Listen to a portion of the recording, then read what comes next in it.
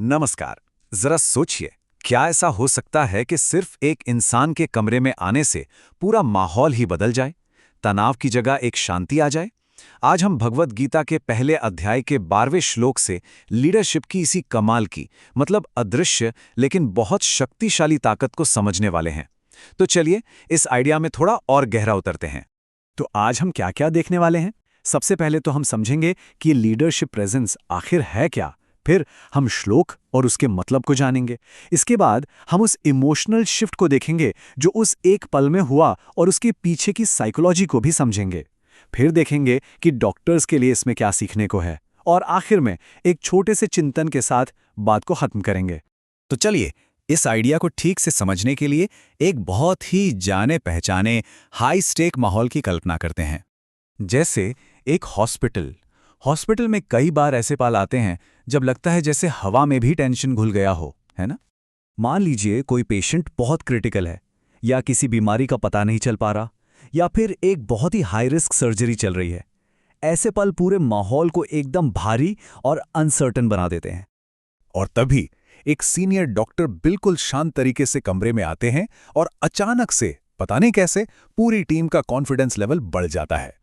लेकिन सवाल यह है कि ऐसा होता कैसे है? क्योंकि देखिए, लीडरशिप सिर्फ स्किल या नॉलेज की बात नहीं है।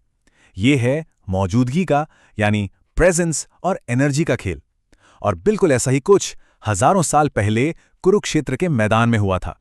तो चलिए अब इस हॉस्पिटल वाले सीन से सीधा चलते हैं उस प्राचीन श्लोक की तरफ जो आज हमारी पूरी बातचीत का सेंटर पॉइंट है।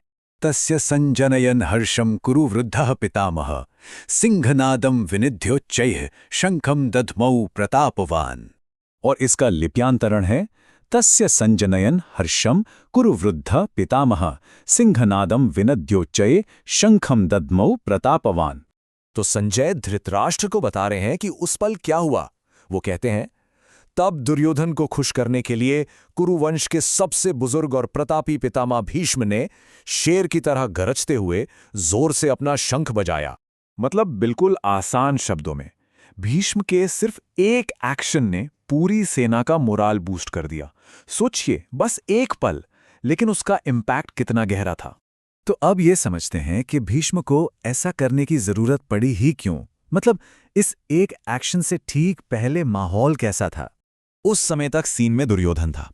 वो बोल रहा था, अपनी सेना को दूसरी सेना से कंपेयर कर रहा था। मतलब पूरा एनालिसिस चल रहा था और माहौल में ना टेंशन, डाउट और इनसिक्योरिटी भरी हुई थी।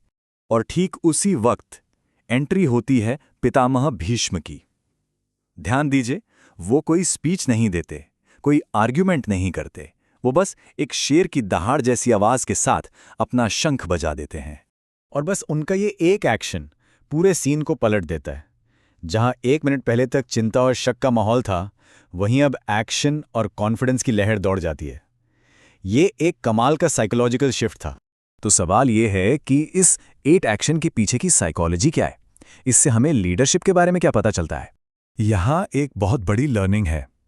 एनर्जी शब्दों से कहीं ज्यादा तेजी से फैलती है।